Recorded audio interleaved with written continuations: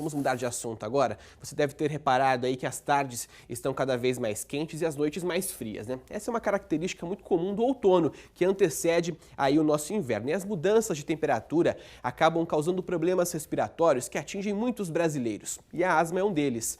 Você vai saber agora um pouco sobre a doença que atinge aproximadamente 20 milhões de pessoas aqui no nosso país. Bruno tem 27 anos e aos 4 começou a apresentar sintomas de asma, doença que veio acompanhada de problemas alérgicos. Por isso, na casa onde mora, nada de animais domésticos ou cortinas nas janelas.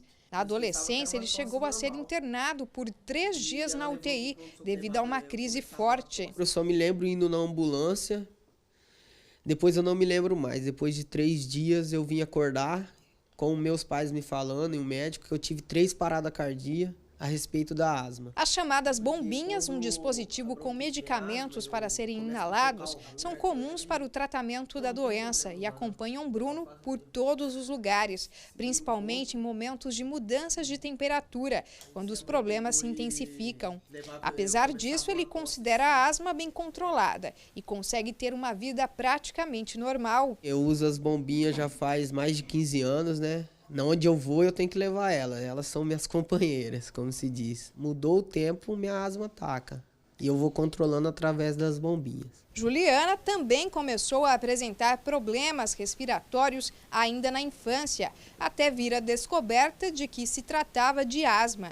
Hoje, com 27 anos e raras crises da doença, ela tenta esquecer as fortes sensações provocadas pela falta de ar, sintoma que ela aprendeu a controlar, mantendo a tranquilidade. Eu consegui, né? Eu tenho minha bronquite asmática estabilizada, é muito difícil eu ter e o remédio não é tão forte quanto, não precisa ficar com inalação, com Berotec, entre outras coisas, que são bem fortes mesmo. Às vezes eu acordava um pouco apagada, o meu coração ficava muito acelerado, mas ainda bem que está tudo estabilizado, eu vivo uma vida normal. De acordo com a Sociedade Brasileira de Pneumologia e Tisiologia, estima-se que no país existam aproximadamente 20 milhões de asmáticos. A doença é causada por inflamação das vias aéreas e pode atingir pessoas de qualquer idade. Segundo este pneumologista, a doença pode ser desencadeada por um conjunto de fatores genéticos.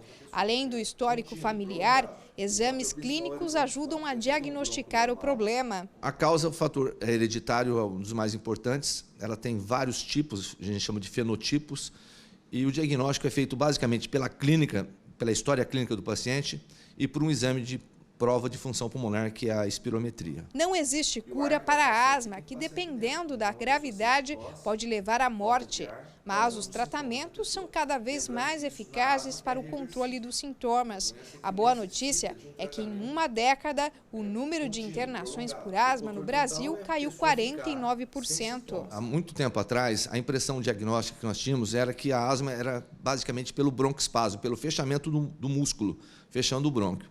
A partir do momento que a asma foi considerada uma doença inflamatória, quer dizer, uma inflamação da mucosa do brônquio que diminui o calibre, aí foi lançado medicamentos anti-inflamatórios, que são os corticoides inalatórios, e a partir daí foi uma evolução muito grande no tratamento da asma, diminuindo muito a mortalidade, e, inclusive, o número de internações hospitalares por causa dessa doença. A principal orientação é procurar ajuda médica ao apresentar problemas respiratórios. Além da medicação, também é importante evitar os chamados gatilhos da asma, fatores que desencadeiam a doença, como ácaros, fungos, animais de estimação e alguns tipos de medicamentos. O tratamento básico é usar as medicações adequadas, ininterruptamente, quer dizer, não suspender as medicações, que muitas vezes a pessoa melhora e para o remédio, não pode parar.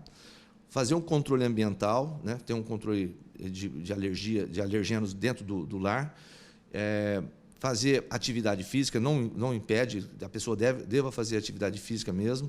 E se caso tiver crise, pode usar uma bombinha de resgate antes das atividades físicas. E é possível, então, ter uma vida normal? É possível. Se a pessoa tiver com a asma totalmente controlada, ela vai ter uma vida normal, como qualquer um.